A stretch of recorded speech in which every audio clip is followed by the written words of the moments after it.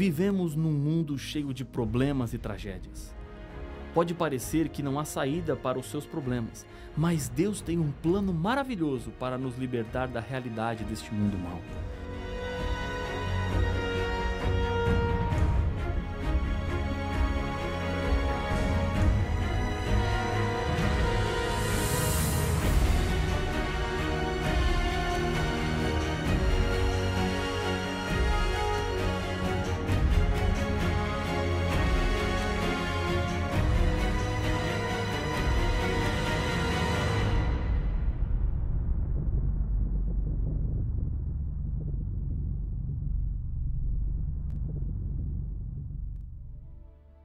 Deus sempre cuida dos seus filhos. O povo de Deus passou mais de 400 anos vivendo no Egito. Lá, eles se tornaram escravos e trabalhavam o tempo todo, sem descanso. Eles ficaram com medo de avançar, porque acharam que os recursos humanos e militares que tinham eram poucos para vencer os inimigos. Esqueceram que a maior força que eles tinham vinha de Deus. Por isso, a viagem demorou 40 anos. Existe aqui uma importante lição espiritual. Quando Deus lhe pede para fazer alguma coisa, não tenha medo, Ele providencia os meios. Muitas verdades estão sendo estudadas aqui e talvez você esteja se sentindo como o povo de Deus, com medo e inseguro sobre como você vai fazer para viver de acordo com o que Deus quer. Isso acontece porque você está apenas olhando para o que você tem em suas mãos, e isso sempre será pouco. Mas quando você coloca nas mãos de Deus, descobre que os seus problemas ficam pequenos e Deus sempre tem uma solução.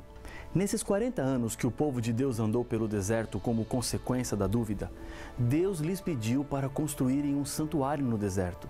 Desde o primeiro pecado, o sacrifício de animais simbolizava o sacrifício de Jesus Cristo. Os patriarcas construíram altares e o santuário foi a organização de um sistema para que as pessoas tivessem uma ilustração das verdades eternas e espirituais que envolviam o reino de Deus e o plano da salvação. Dentro do santuário aconteceriam sacrifícios que deveriam ser presenciados por todo o povo e mostraria assim claramente a desgraça e o mal que o pecado ocasiona. Da mesma maneira, os rituais do santuário apresentariam o preço do resgate do pecador, pago pelo Salvador. O santuário aponta para a realidade do pecado, a graça de Deus, os aspectos do julgamento em que cada ser humano está envolvido e o fim do pecado através da destruição e restauração deste mundo. O santuário construído no deserto por Moisés foi depois substituído pelo Templo de Salomão, depois pelo Templo de Zorobabel e, por fim, o Templo de Herodes. No ano 70, uma profecia de Jesus com relação ao templo se cumpriu.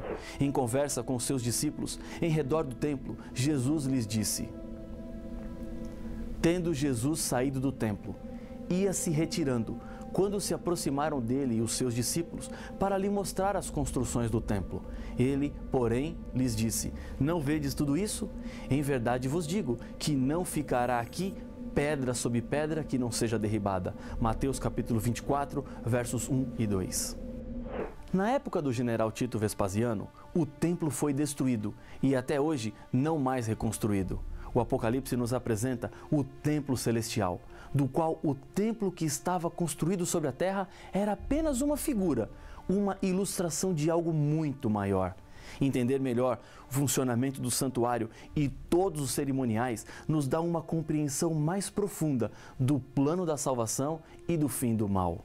João nos apresenta em uma visão o santuário celestial. Abriu-se, então, o santuário de Deus, que se acha no céu, e foi vista a arca da aliança no seu santuário, e sobrevieram relâmpagos, vozes, trovões, terremotos e grande saraivada. Apocalipse capítulo 11, verso 19. João descreve alguns móveis que ele viu dentro do santuário. No texto que lemos, João vê a arca. Em outros textos, João nos diz que viu o altar e também o incensário. O santuário da terra era coordenado pelos sacerdotes, que eram da tribo de Levi. No santuário celestial também existe o sacerdote. Paulo nos apresenta quem é. Ora, O essencial das coisas que temos dito é que possuímos tal sumo sacerdote, que se assentou à destra do trono da majestade nos céus, como ministro do santuário e do verdadeiro tabernáculo que o Senhor erigiu, não o homem. Hebreus capítulo 8, versos 1 e 2. Os sacerdotes que atuaram no templo do Antigo Testamento eram uma sombra ou uma ilustração do sacerdócio de Jesus Cristo no santuário celestial. No Novo Testamento, há uma mudança no acesso a Deus. Agora, não mais através do sangue de animais por meio de sacerdotes, mas temos acesso direto ao Pai por causa da morte de Jesus Cristo em nosso lugar. Cada pessoa que crê é constituída como sacerdote. O sumo sacerdote era o líder dos sacerdotes. No Novo Testamento, quem ocupa essa posição é Jesus. Ele é o único sumo sacerdote que temos. O santuário da terra tinha uma relação muito próxima com o celestial.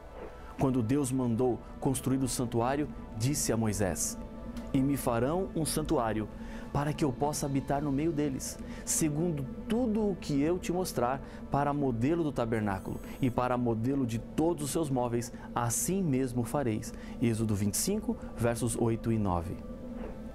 O santuário tinha um pátio, onde ficava o altar de sacrifícios. Ali acontecia a morte dos animais que subiam como cheiro suave ao Senhor, simbolizando Jesus Cristo, como apresenta Paulo em Efésios capítulo 5, verso 2.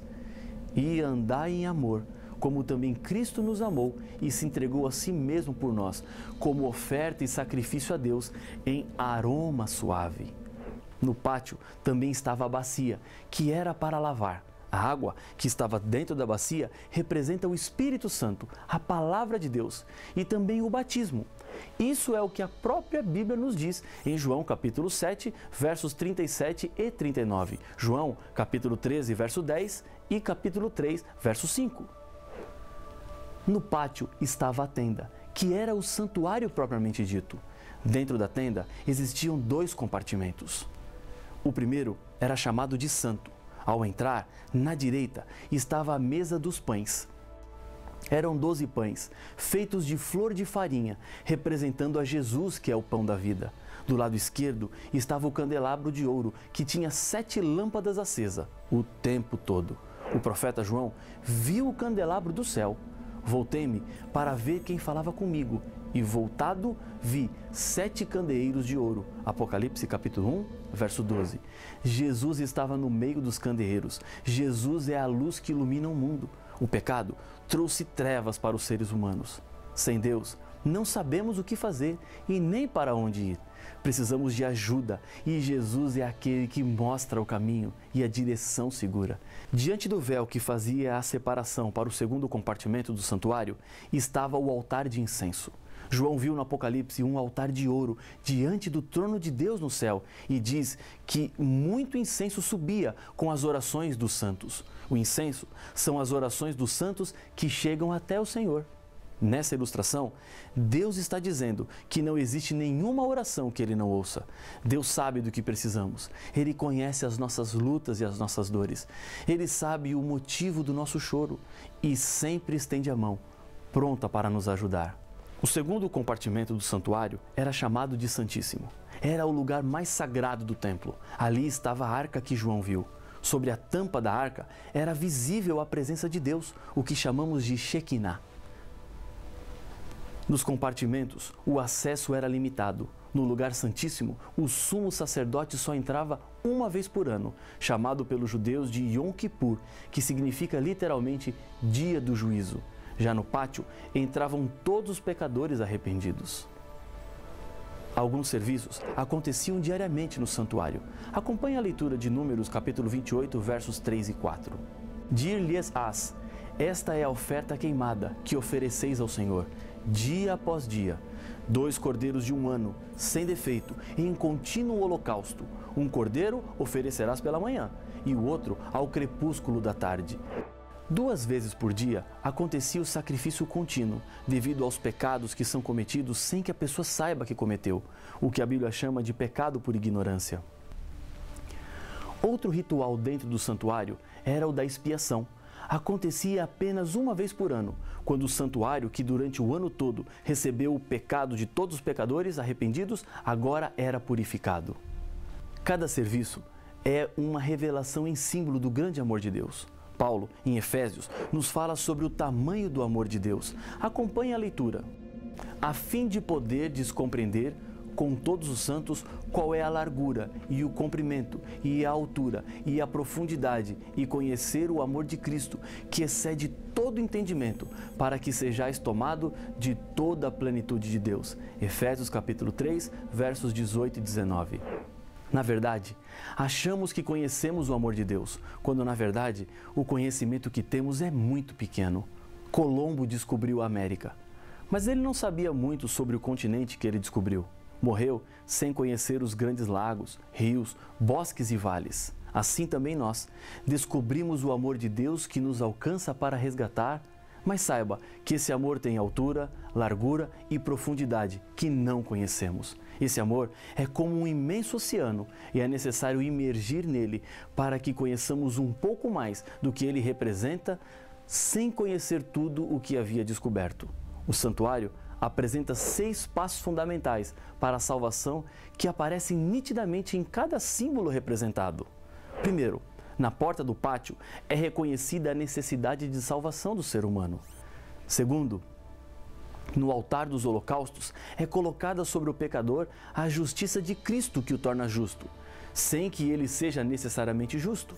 Terceiro, na bacia ou no lavatório, a purificação da vida é creditada ao pecador por causa da pureza de Cristo, o que desperta em cada pessoa a santificação, que significa crescer em Jesus cada dia mais, tornando-me hoje melhor do que fui ontem.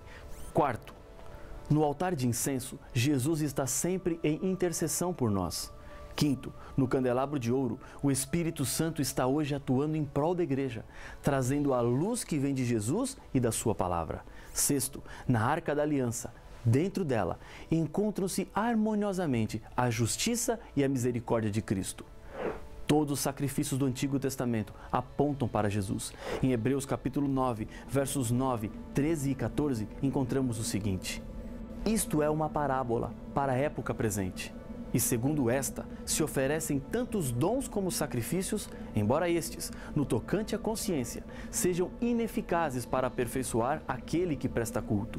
Portanto, se o sangue de bodes e de touros e a cinza de uma novilha, aspergidos sobre os contaminados, os santificam, quanto à purificação da carne, muito mais o sangue de Cristo, que pelo Espírito Eterno a si mesmo se ofereceu sem mácula a Deus, purificará a nossa consciência de obras mortas para servirmos ao Deus vivo.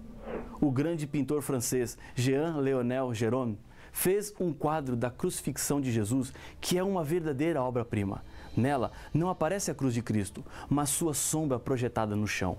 Ao fundo, aparecem os soldados romanos e a multidão retornando para Jerusalém.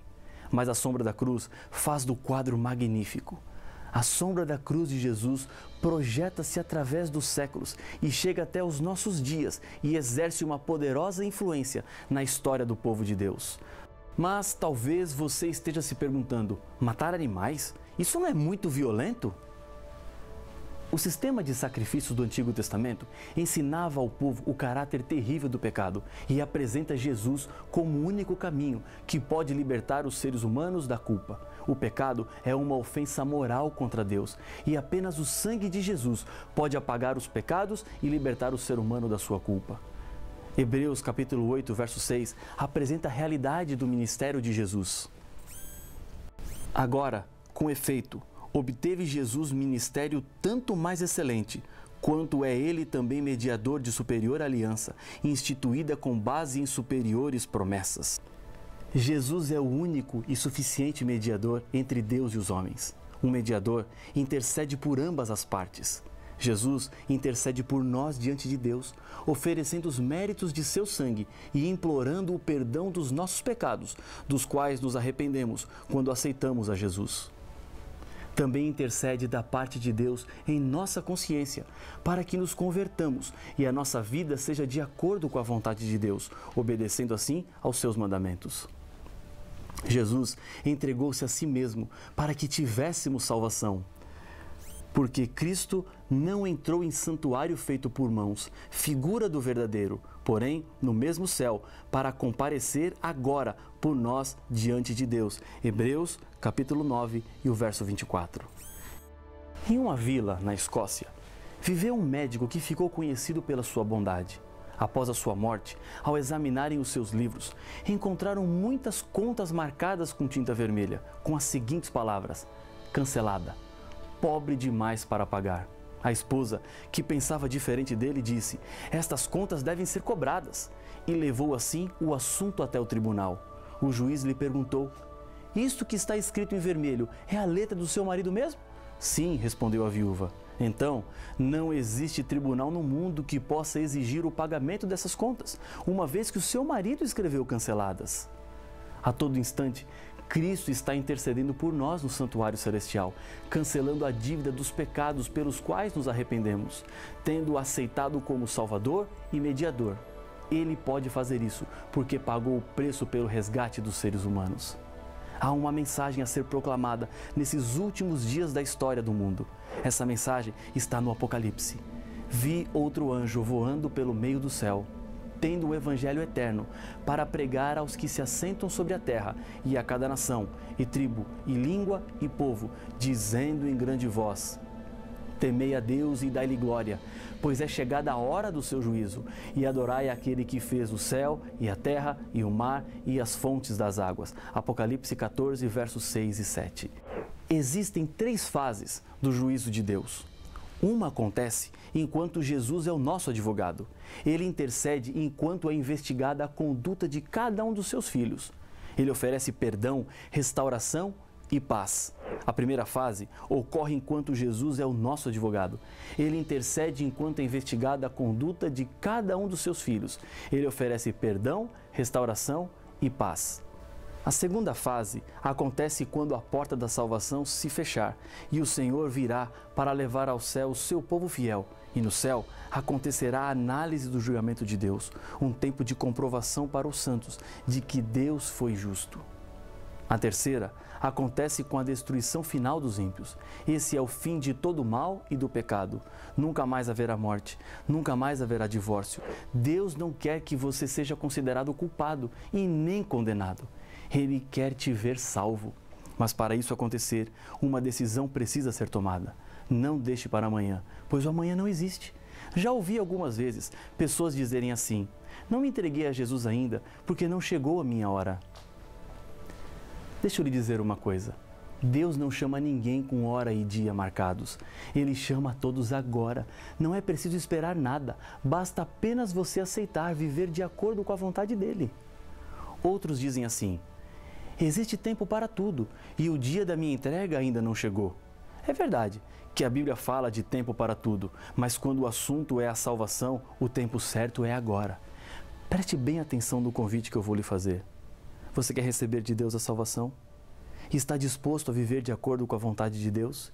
Se esse é o seu desejo, se essa é a sua vontade, ore comigo. Senhor, obrigado por teu amor profundo, que foi até as últimas consequências para nos salvar. Aceita o nosso coração, a nossa entrega e a nossa decisão, em nome de Jesus. Amém.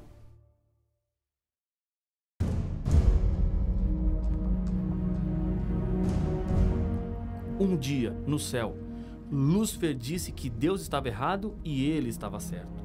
Jesus, no livro do Apocalipse, nos apresenta um julgamento, onde todos os seres humanos comparecerão. Temei a Deus e dai-lhe glória, pois é chegada a hora do seu juízo. Mas quando este juízo acontecerá? Antes ou depois do fim do mundo?